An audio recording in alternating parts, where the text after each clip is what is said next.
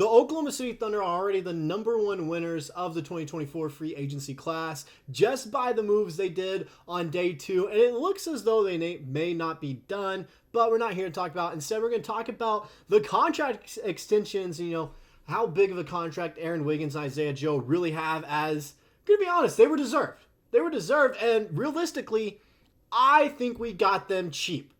I'm going to be honest, when I look at it, with how cheap they're going to be come 2028 and 2029, respectively, Isaiah Joe in his last year and Aaron Wiggins in his last year in 2029. Aaron Wiggins is going to be making $9.4 million on his final year of his contract. And that's going to be a steal as he's going to be going into the prime of his career. And he may not be a starter for us at all, but he'd still be one of the best role players in the league with how he's projected to kind of increase in value and how much better he's supposed to be. Same with Isaiah Joe, one of the best three-point shooters in the league, and we're going to be paying $12 million for him on his final year of his contract in 2028. These are absolute steals for the Thunder, and quite frankly, they robbed the entire NBA. They did. These kind of contracts are what's going to make the Thunder a great team for the next 4 to 5 years, let alone adding Alex Caruso and Isaiah Hartenstein to the team. Yes, I finally got it right. I always thought it was Stein, but it is Steen, according to Stephen A. Smith, Woj, Shams, all these people talking about him. I only hear them say Steen, so it is Hartenstein. That's what I'm going to be saying now. But back to Aaron Wiggins and Isaiah Joe. First, we're going to go ahead and look at the contracts here, all right? First one is Aaron Wiggins. The Oklahoma City Thunder and free agent forward Aaron Wiggins have agreed to a new 5-year, $47 million deal. After OKC declined his $2 million team option, Wiggins receives $45 million in new money with a significant raise next season. Thunder lock in a key rotation piece long term. Keyword, key rotation piece.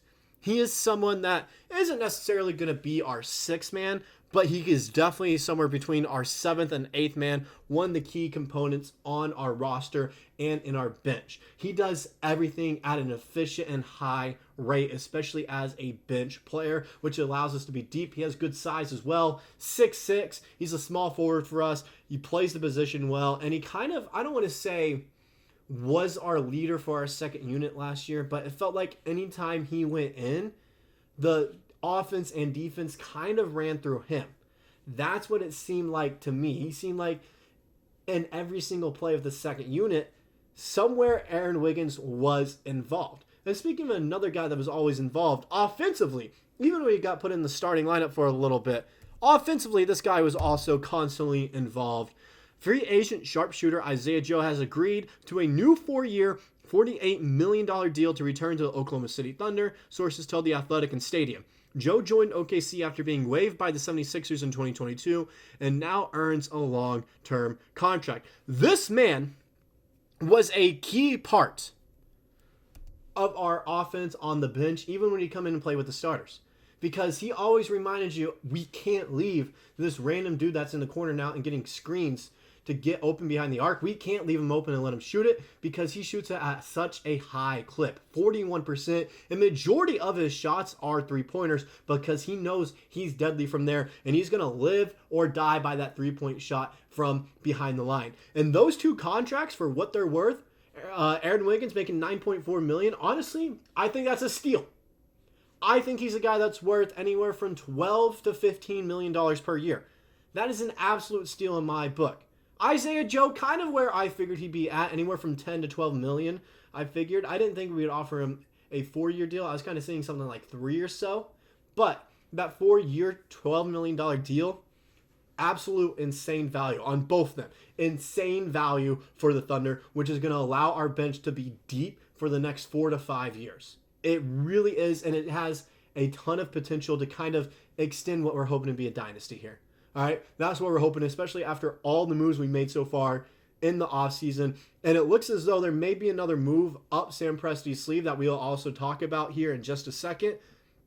It's just insane that the Thunder may not be done. Even if they are, we've probably built one of the best rosters in the NBA, if not potentially the best.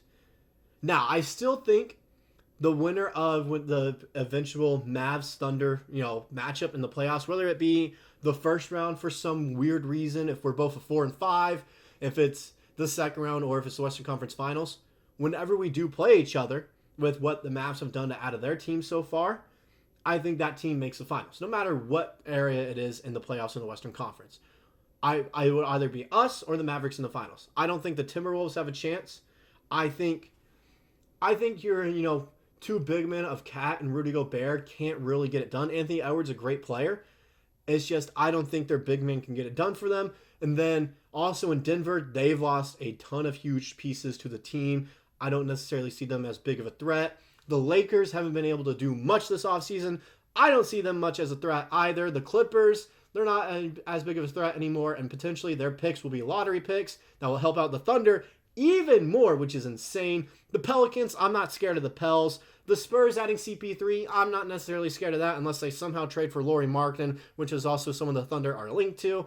The Jazz, I'm not scared. So there's a bunch of teams out here. The Suns, not scared. No, I'm not really scared about. The only team I would worry about if you were a Thunder fan out there, along with me, would be the Dallas Mavericks. That's the only team I could see potentially beating us in the playoffs. Even then, in a 7-game series, I have us winning in 6. I have us winning in 6 in a 7-game series against the Mavericks this time around, now that we have experience and size to this team. And speaking of, let's go ahead and look at what the roster and salary cap is going to look like for the next few years. Notice how we have guys locked down for a few years here, at least 2 to 3, okay? You're looking at it.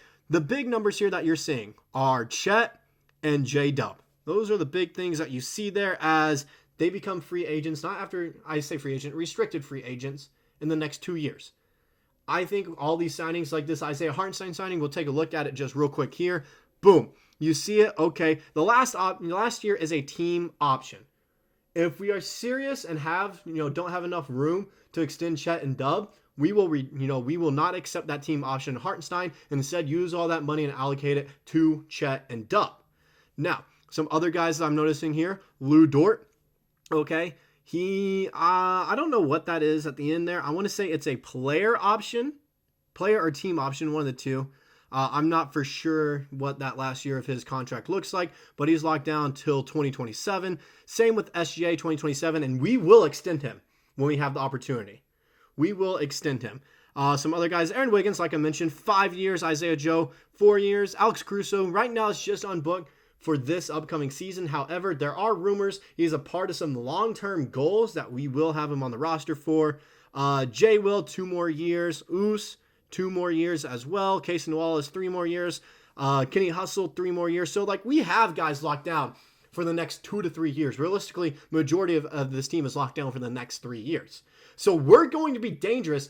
Our window is opening up now, and our window will close in the next 5 years or so. Because majority of these guys, Chet, Dub, and SGA, we can retain.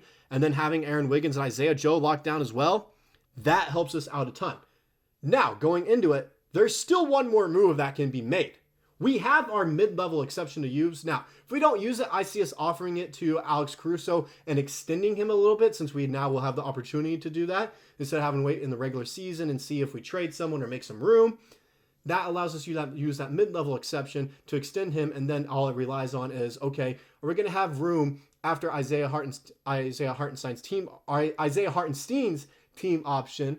All right, are we still going to have room when we accept that to extend Chet and Dub, or are we going to have to decline that one to keep Chet and Dub? That's what it would come down to. But if we use this mid-level exception, there's one guy I have my eye on that I think would be a perfect fit. It's another New York guy. It's another Knicks guy. Precious Aoua, all right? And he's decent. I think he could come in and has the potential to be a starting 4 for us and move Isaiah Hartenstein to the bench. That way we have one of the best benches in the league, and we're very deep.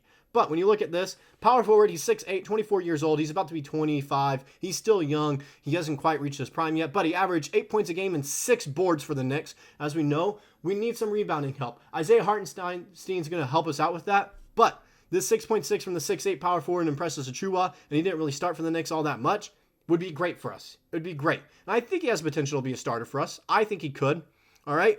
Block a game, about half a steal a game, less than 2 turnovers a game, which is great, less than 2 fouls a game, which is great, and 50% from the field. His 3-point percentage, not the greatest at 27%, but we have some great shooting coaches down here in OKC that I feel like that could help him out. And if you give him open shots, I feel like he could knock him down. I feel like he can knock him down. However, I think this would be a great budget option for us to kind of get on the team. I truly feel like this would be a great mid-level exception, a guy that's probably going to be worth $6 million for us to spend it on and obtain if we aren't going to trade for anyone. If we aren't. Now, it looks as though we potentially could with Lauri Markkanen and Bobby Portis supposedly on the trade market.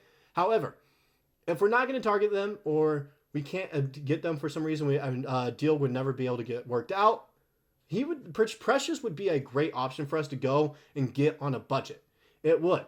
It very much would, and I think he could come here for a 2 to 3 year deal for us. 2 to 3 year deal. Realistically, a 3 year deal would be nice because it's such minimal money that it shouldn't affect Dubs and Chet's, new contracts all that much, along with SGA's new contract. It shouldn't affect it all that much. So I think it'd be a great option, but I'm also interested in guys that you guys see out there right now that could also be great options at the 4 for us out in free agency in the moment, as there are some decent options there, along with Caleb Martin, who's not really a 4, he's more of a 3, but could be an interesting choice on the team.